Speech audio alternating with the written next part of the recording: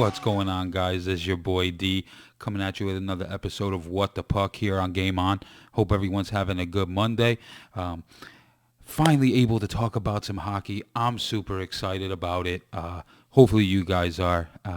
Friday was, one of the bigger things in the NHL of late, the 2020 draft lottery in Montreal.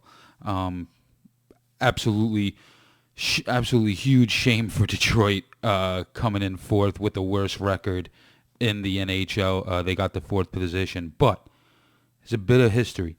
So Steve Yzerman is drafting in the fourth position, the same position he was drafted in, but on the Red Wings in 1983, my birth year. So that's pretty cool. I mean, I know a lot of people are like, oh man, Detroit fourth. What the hell? That's ridiculous. Dude, there's some good players in this draft. There are some bangers in this draft.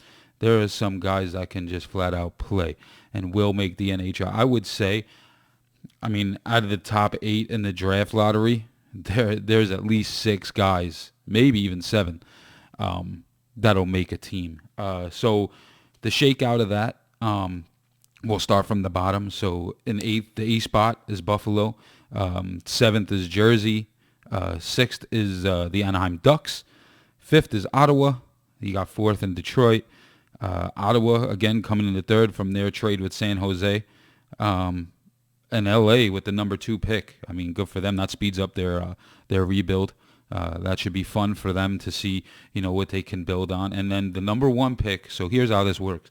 And I'm not exactly a fan of this because it's kind of rigged in a way. So the 8 play-in series for the playoffs. All right.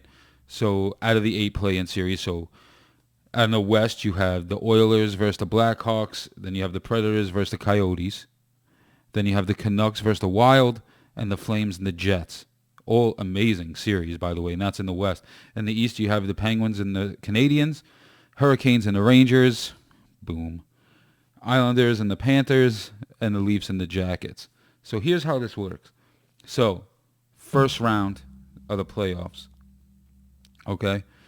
In these 8 play-in series, out of the 8 teams that lose these play-in games, there's another lottery for the first round pick. Makes no sense to me because these guys made it and had a chance. So now out of these 8 teams, you can have the Blackhawks, the Rangers. A team like the Pittsburgh Penguins, if Montreal happens to beat them. A team like the Pittsburgh Penguins that can technically get a first round pick. That is absolutely insane. And I don't know what they were thinking when they did it, and I think more teams should be upset at the fact that that is happening, because what if someone just decides, what if the Penguins decide, this is an off year, crazy things happen, I'm just going to tank. And every team has a 12.5 chance of getting that first round pick out of those 8 teams. There's a 12.5 chance. So, that's I don't know. I don't like the odds of that at all. Here are some of the players that are, yes, and I'm flipping a page right now because I can't memorize all of this. We all know and all think that Lafreniere is going to go first. I have, it's kind of just like Kakko and Hughes last year.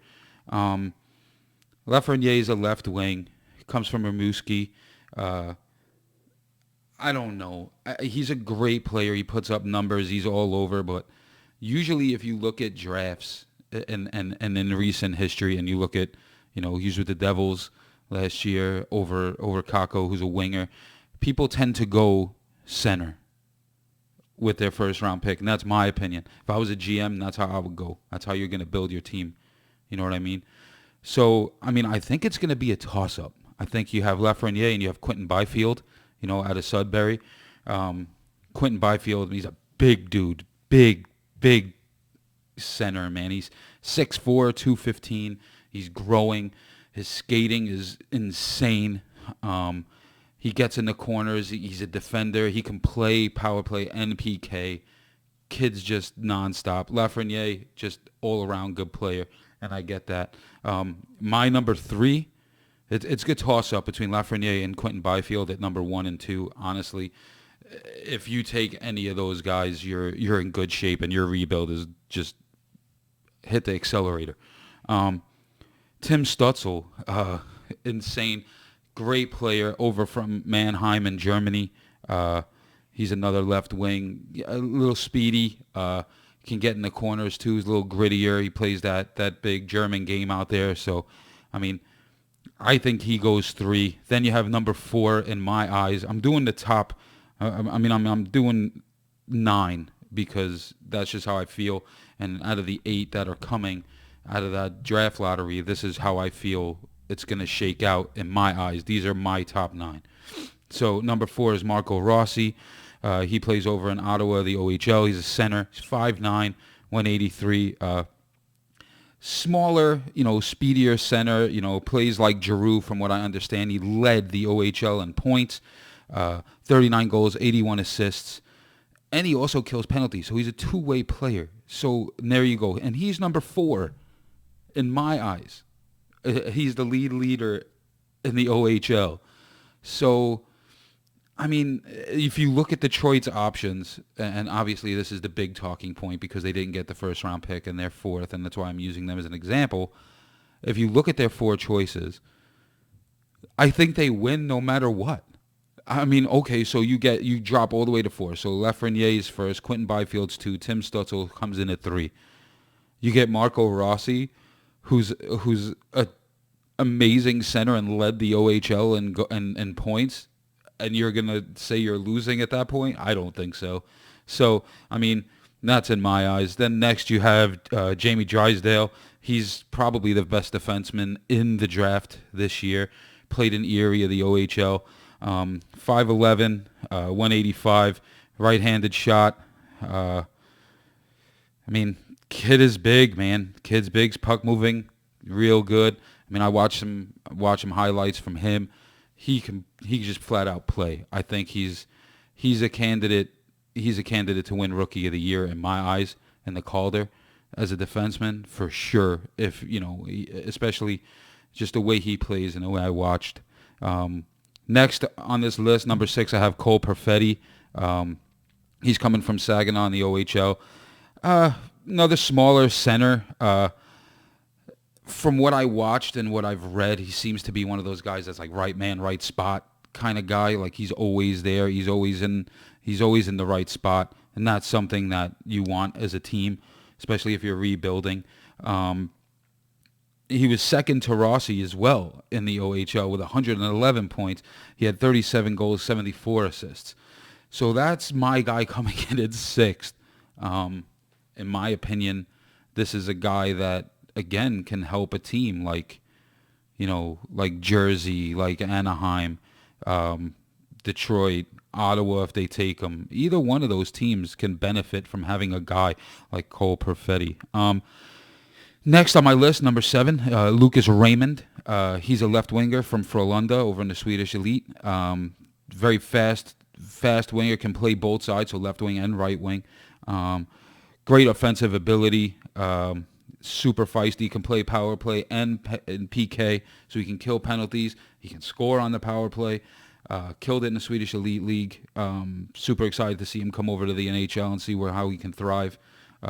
I think a team like the Devils would benefit from a guy like this, considering they have Marco Hischier and Hughes as their centers. You get a guy like this, done deal. Next on my list, number 8, Alexander Holtz, right winger from Djurgården, Swedish Elite League again. This guy, another guy that I think the Devils can benefit from.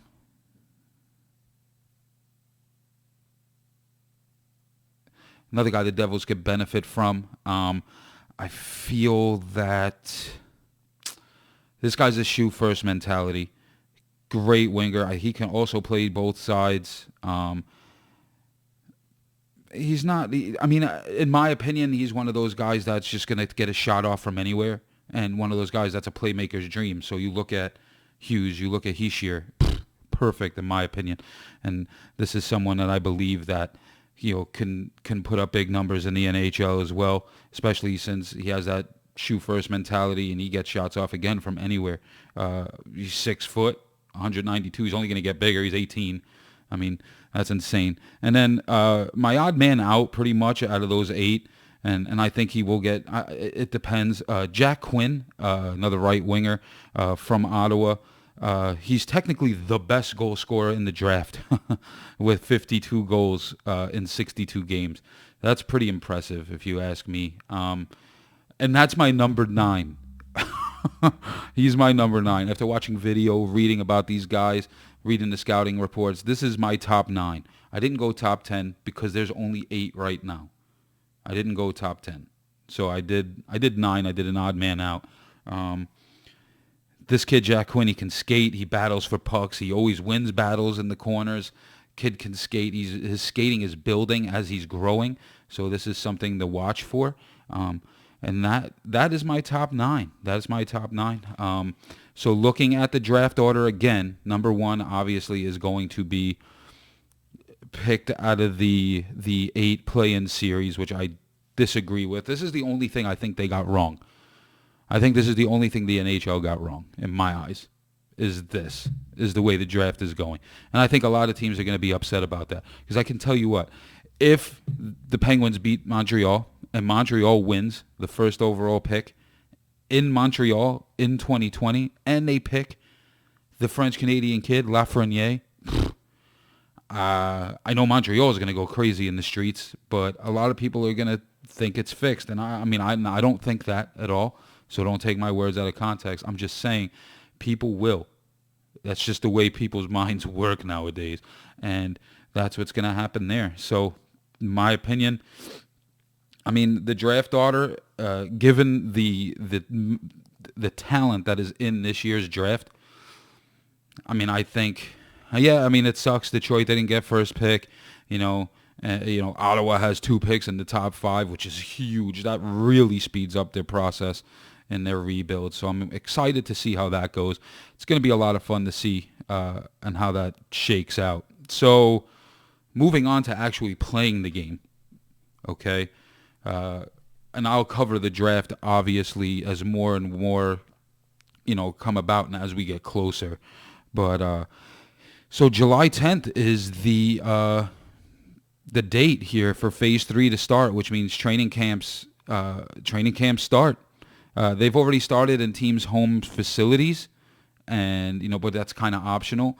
But July 10th is the date where training camps will start. The speculation now, and this is something that I'm reading and that I've gathered from numerous sources, is that the season will begin on July 30th if everything stays to plan.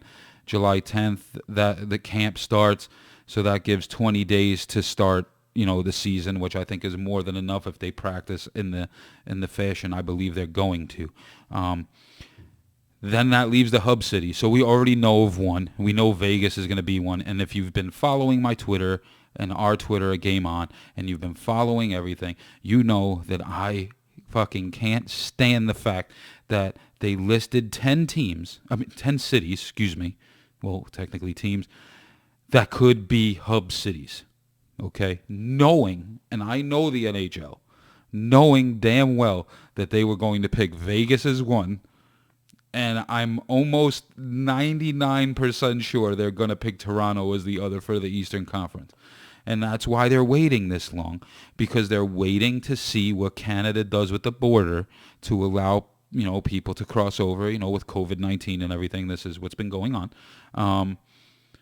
So they can choose Toronto. They're saying it's between Toronto and Edmonton right now. I don't see them picking 2 Western cities. I keep saying teams. Western cities to hold these games, because then you're going to have people on the East Coast that are like, well, what the fuck? I can't watch my team till 9 o'clock at night as they're, progressing through the games and how they're going to do it. And they haven't even announced how they're going to do it. In my eyes, what they're going to do is they're going to do 4 and 4. because here you still have the 8 play-in series, but you also have the round robin teams that are the top 4 in the conference that are going to have to play round robin, so they each play each other once. So you're going to have to fit all those games in 2 cities. I have no idea how that's going to work. They haven't announced that, so I don't want to really speculate on that. But it's going to be a shit show, in my opinion. Now, granted, there's no fans. I think each team is limited to 50 personnel. So then you take 22 players off that. And I'm not sure if they're lengthening the amount that teams can carry. Maybe they bring it to 23 or 24. I'm not sure. Even still, that's almost half of your allotted personnel. So we have to see how that goes and what goes on. But I can't stand the fact that they teased everything with these teams. Like they had, I think, okay, so if I remember correctly, the list was Chicago, Vancouver, Minnesota, Edmonton, Pittsburgh, Toronto, Columbus, Vegas, LA, and I'm forgetting one because I'm a jerk. But even still, let's say 9. I don't remember the 10th one. I don't. I'm sorry. You damn well knew the NHL was going to pick Vegas. And they announced that before. They were like, yeah, we're going to pick Vegas as one. You just knew that was going to happen. And then you have to, there's no physical way you don't pick Toronto out of those teams. There's just no physical way you don't do that. So they should have just not even listed the 10, picked 2 teams and called, God damn it, I said teams again. 2 cities and call it a day. And that is just my opinion. It's ridiculous. And I don't understand why they're dragging this on. It doesn't make sense. But on to the actual 8 play-in series. This is where it gets good, and this is where I'm excited because these series, I think all but one, I think are going to be hard-fought, interesting, with a lot of storylines and a lot of things to watch for. So I'm excited, especially for the Rangers. I'm not going to be biased.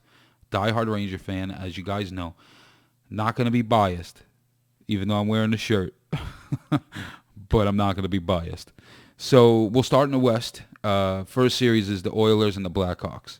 I live in South Bend. I've kind of adopted the Blackhawks as my second team, far second, but I'll root for them as long as they're not playing the Rangers. I don't know. I think, personally with the Blackhawks, I think they have a good team. They were coming on towards the end of the season, and unfortunately the season stopped. The Oilers have a lot of firepower. They got a solid, I'd say, 2 lines, decent defense. Their goaltending's still a little bit of an issue in my eyes. Me personally, I'm going to go dark horse here, and I'm going to pick the Blackhawks just because Jonathan Taves, Patty Kane, I mean, a lot of good youngsters playing. You can't go wrong. I mean, that's a tough pick. I think it goes 5 games and it's a coin flip in my eyes. I really don't see the Blackhawks getting blown out. A lot of people do. Even Blackhawks fans here. And I just don't see it. I look at the bigger picture, and I look at the mixture of youngsters to guys that have been there before. This is a clean slate. The season has stopped for almost going to be by then almost 5 months. So there's no streaks, there's no anything. There is just get on the ice and play. There's no fans. There's really no home ice advantage. So no one knows what's going to happen. And you look at the Blackhawks, and I'm intrigued. I'm very intrigued by how they come out of this. And they're playing the Oilers, who I think, these are all teams that were sitting outside the playoffs too. Don't forget that. So, and the Western Conference and the Eastern Conference were very close towards it in March. But 6 places were divided by 4 points. So, I mean, anything can happen. In that series, I'm picking the Blackhawks. You heard it here first. I'm picking the Blackhawks. Predators, Coyotes. This is a tough one. It's going to be a tough matchup. In this one, and I'll dive in more to these series as they get closer. Barring any injuries in training camp, barring anything, I don't want to jump on players and stats and all that.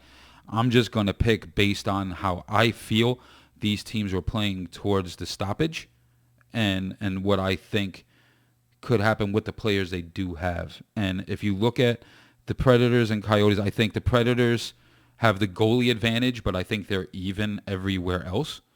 In my opinion, I'm going to pick the Coyotes in this matchup. I honestly think with Taylor Hall coming over at the trade on that trade, and I mean it wasn't the trade deadline, but it was a little before. I just feel that the Coyotes are younger. They're faster. The Predators' defense is a little more standard. I mean, Oliver Ekman-Larsson in Arizona is killer, but you have to look at it as a whole, and I really do think the Coyotes can pull this one off. I think this one goes 5 as well, but I think Arizona. I keep wanting to say Phoenix. I just want to say it, but they are Arizona. And I pick Coyotes in 5 in this one as well. I do. Canucks and Wild. Another team that was coming on hot, the Minnesota Wild. They kind of fell off mid-year. I mean, in January, kind of were standoffish on them, and they came through, and they were only a couple points out of the playoffs before the stoppage. But I mean, Besser, Eriksson, all those guys. That's going to be Vancouver. I say Vancouver in 4. I think Minnesota does win a game, but I think Vancouver wins in 4 in that series. This next one is my favorite by far. Besides the Rangers, this is going to be my favorite series by far. Flames Jets. I think that's going to be a great, hard-fought series. 2 gritty teams. 2 teams that were battling before the stoppage to get into the playoffs. Again, very close to making it if the season ended the way it was supposed to. I'm going to go, again, another series that I think is going to go the distance, but I'm going to go Flames in 5 just based on their playoff experience and the players they have back there. Giordano, Kachuk up front. I think Calgary wins in 5. That's the way it goes. A lot of these I think are going to go 5 in my opinion. So far, the only one I didn't pick to go 5 was the Canucks and the Wild. We're going to move on to the East. This is the only series where I think is a wash. And again, regardless of what I said before about no streaks, no anything, clean slate, I think the Penguins and the Montreal Canadiens, Penguins win in 3. I really don't see. The only way I see Montreal putting up a fight is if Carey Price just plays standing on his head and is just outright insane. That's the only way I see them winning this series, or maybe even winning a game and Carey Price pulling one out of his pocket. But I say Penguins in 3. In this one, and that's something you'll never hear me say because I hate the Penguins.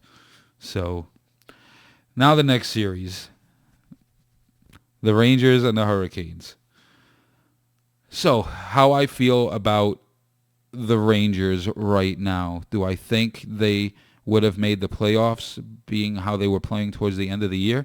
Yes, I do. And it's not because of the fan I am and I'm wearing the shirt and I'm a diehard.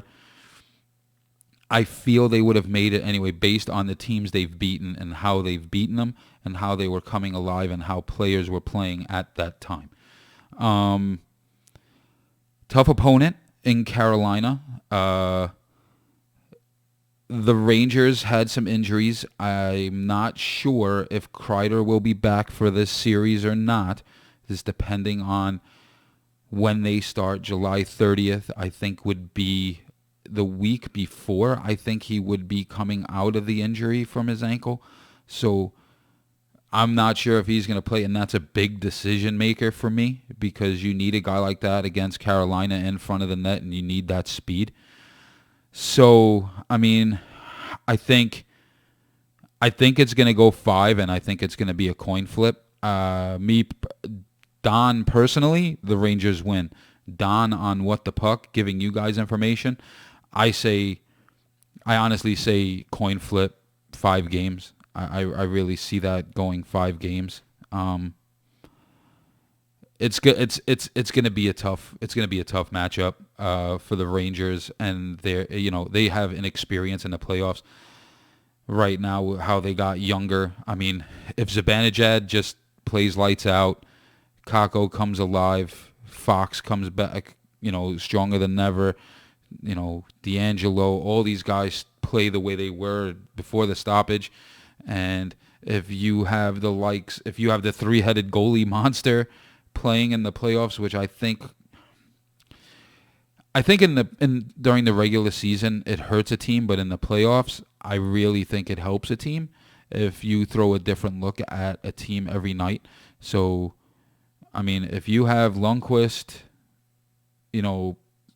playing net, Georgiev, and the Russian, I mean, I don't know. I think it's again 5 games to me. The next series, one I'd rather not talk about, the Islanders and the Panthers. This is a tough one because I really do think the Islanders win this series in 4. I think they win in 4. I think the Panthers win a game, but I think the Islanders. I don't want to say this, but they're a good team. They really are, and I mean with their guys up front, and I don't know. Islanders in 4. That's all I'm going to say about this series. And then this one's intriguing as well. This next one, the Leafs and the Jackets, is kind of intriguing to me because you have a team like the Leafs who are just way overpowered. Their guys up front, their defense is suspect as hell. Goaltending is good, but you can have a good goaltender. You look at the Rangers, you have a good goaltender and a subpar defense at times. It's going to bite you, and especially in the playoffs. I'm going to go on a limb here, and this is my underdog pick in the playoffs. I'm going to say Jackets in 4. I think the Jackets are coming in hungry, and with a coach like Torts, and I feel they can stifle the Leafs just like they stifled Tampa last year, and I really think they come out, and I think it's going to be the Jackets in 5. I will cover this deeper as it gets closer. I'll do a series by series, or I'll break it down by conference, and we'll talk about everything. It's just right now it's all up in the air, so I just wanted to give you my picks, and that's something that you can hold me to. I don't care. That's the way I think it's going to shake out, and that's the way I think it's going to be. Some other fun news. So the 32nd team in the NHL Seattle, don't have a team yet, a team name yet, is getting closer to a team name, logo and color scheme. Apparently, they've registered 13 domain names on the web for their team. So it goes as follows: Seattle Cougars, Seattle Eagles, Seattle Emeralds, Seattle Evergreens, Seattle Firebirds, the Kraken, Seattle Kraken, Seattle Rainiers, which is named after the mountain over there. I think that's the worst one. Seattle Renegades, the Seattle Sea Lions, the Seals, the Sockeyes, the Totems, and the Whales. Scratch the Whales off. There could only be one, and they belong in Hartford. Nowhere else. That's it. Don't put them anywhere else. Leave the Whale alone. My favorite out of all these is either the Kraken or the Totems. Why? Because of the heritage out there, and the Pacific Northwest and all that, and the Indian heritage and that kind of thing. I think that's pretty cool. I also like the Kraken because there hasn't been a lot done with that, and I think that's a cool name. And I think they can really do something with the jersey and amongst other things as far as, advertising and marketing as far as that's concerned. So I really like the Kraken. I hope that's what they choose.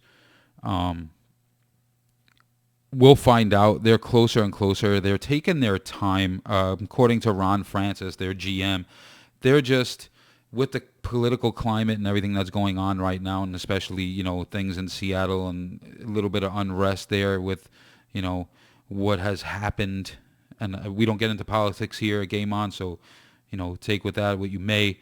But they don't want to put anything out yet to take away from that. So they're holding on and waiting to see what happens. I like the Kraken. Shoot me a message, whichever ones you guys like. You can hit me up, Donnie.GameOnPodcast@gmail.com, or hit us up on social media at Game On Sports Podcast on Instagram and at Game On Everyone on Twitter. Let me know what you like. I'll put a post out tomorrow and once the episode drops, and we'll see what you guys think of. The other thing with Seattle, which I think is pretty cool, is they're going to be playing, the new arena is going to be called the Climate Pledge Arena, and that's based off of the naming rights from Amazon. Amazon is the sponsor of the arena, but they didn't want to call it the Amazon Arena. Jeff Bezos said they wanted to kind of focus on, climate change and all that, and the Climate Pledge Arena, it's going to be pretty cool, man. It's going to be the first eco-friendly arena.